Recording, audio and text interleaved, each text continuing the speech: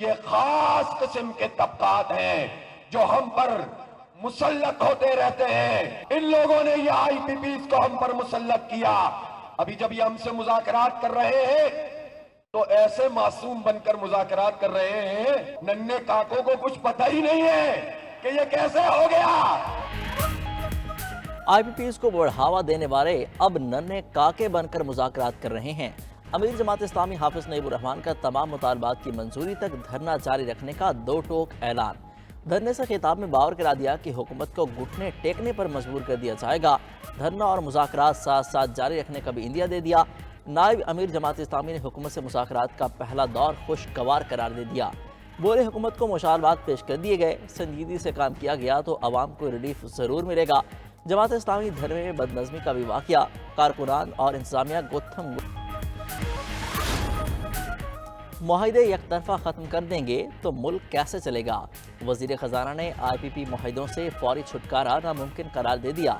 معاملے کا سٹرکچر حل نکالنے پر زور، آگاہ کیا کہ چینی کمپنی سے کول پلانٹ مقامی کوئلے سے چلانے پر مثبت بات چیت ہوئی. وزیر خزانہ کا برآمدات اور محصولات بڑھانے پر بھی زور، بولے زراعت کو بھی ٹیکس نٹ میں لا رہے ہیں. شارٹ ٹرم فیصلوں سے عوام کو مشکلات ملی ہیں، تکلیف کچھ عرصے کے لیے برداشت کرنا پڑیں گی. محمد اورنگزیب نے واضح کیا کہ پاکستان چین اور امریکہ دونوں کے ساتھ مل کر آگے چلنا چاہتا ہے.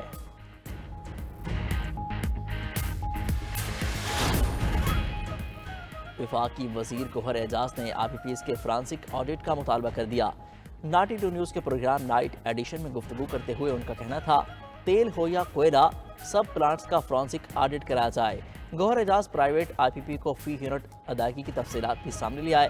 درآمدی کوئلے والے پلانٹس کو 84 روپے 3 پیسے فی یونٹ ادائیگی، ونڈ پلانٹس کو 44 روپے 8 پیسے، فرنس پلانٹ کو 33 روپے 9 پیسے اور سولر پلانٹس کو 29 روپے 5 پیسے فی یونٹ ادا کیا جا رہا ہے. تھر کور پلانٹس کو 16 روپے 70 پیسے اور درآمدی ایل این جی پلانٹس کو 19 روپے 80 پیسے فی یونٹ کی ادائیگی کی جا رہی ہے. جو سپریم کورٹ کا ڈیسیجن آیا ہے اور جو ہماری 41 ایم این ایز ہیں ان کو خصوصی ٹارگٹ کیا گیا ہے کہ وہ اپنی وفاداری چینج کریں. ان کو بڑے بڑے آفرز آ رہے ہیں. طالبہ یہ ہے کہ سپریم کورٹ خود اس کے اوپر سوموٹو ایکشن لے کیونکہ یہ ان کی فیصلے کی توہین ہے. پی ٹی آئی کا 41 اراکین کو پارٹی چھوڑنے کے لیے مجبور کرنے کا الزام اسد قیصر نے سپریم کورٹ سے نوٹس لینے کا مطالبہ کر دیا. واضح کیا کہ مخصوص نشستوں پر فیصلے کے بعد سے پی ٹی آئی کے خلاف کارروائیاں جاری ہیں. 5 اگست کو ملک بھر میں بڑے جلسوں کا اعلان بھی کر دیا. اپوزیشن لیڈر عمر ایوب نے نئے انتخابات کو ہی مسائل کا حل قرار دے دیا. باور کرا دیا کہ حکومت کے پاس مینڈیٹ نہیں، اجلاس میں آئندہ کرۂ عمل طے کرنے کا عندیہ. شیخ وقاص اکرم بولے آئین تمام پاکستانیوں کو پرامن احتجاج کا حق دیتا ہے.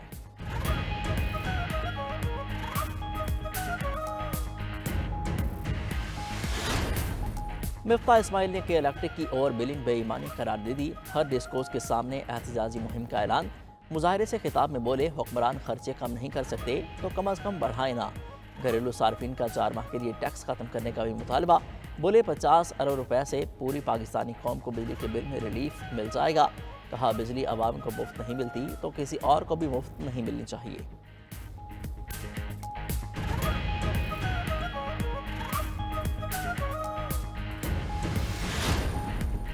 مفت بجلی لیتے ہیں، نارہائش تمام ادائیگیوں کا این او سی جمع بھی کراتے ہیں، پھر بھی مفت بجلی لینے کا الزام لگتا ہے.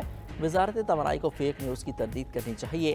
ارکان اسمبلی کے اسپیکر قومی اسمبلی سے شکوے. پاور ڈویژن ارکان پارلیمنٹ اور بیوروکریٹس کو مفت بجلی فراہم کرنے کی خبر مسترد کر دی. واضح کیا کہ خبر میں کوئی صداقت نہیں. پارلیمنٹیرینز، بیوروکریٹ یا کسی سرکاری ادارے کو بجلی مفت فراہم نہیں کی جاتی.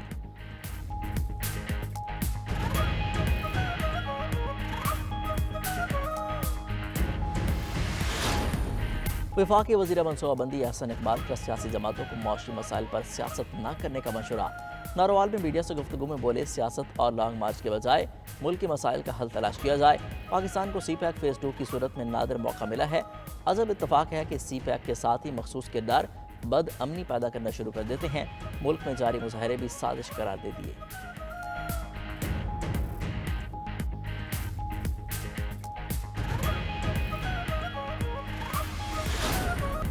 پنجاب میں کوڑا ٹیکس بھی عائد کر دیا گیا. شہروں، دیہات، گھروں، بازاروں سب سے وصولیت کی جائیں گی. گھر یا کاروبار کی مناسبت سے ٹیکس لیا جائے گا. ٹیکس 200 سے 5,000 روپے تک ہوگا۔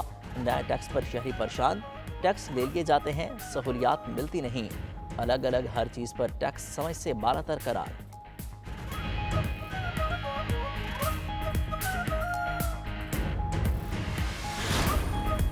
پی ٹی آئی کو مخصوص نشستیں دینے کا عدالتی فیصلہ۔ الیکشن کمیشن نے پی ٹی آئی میں شمولیت کے لیے جمع کرائے گئے بیانات حلفی پر سکروٹنی کمیٹی بنا دی۔ 3 رکنی سکروٹنی کمیٹی جمع کرائے گئے بیانات حلفی کی چھان بین کرے گی۔ ارکان کے کاغذات نامزدگی کا بھی جائزہ لیا جائے گا۔ بیانات حلفی اور کاغذات نامزدگی درست ہونے پر کمیٹی سفارشات الیکشن کمیشن کو دے گی۔ الیکشن کمیشن ارکان کی پی ٹی آئی میں شمولیت کا حتمی فیصلہ کرے گا۔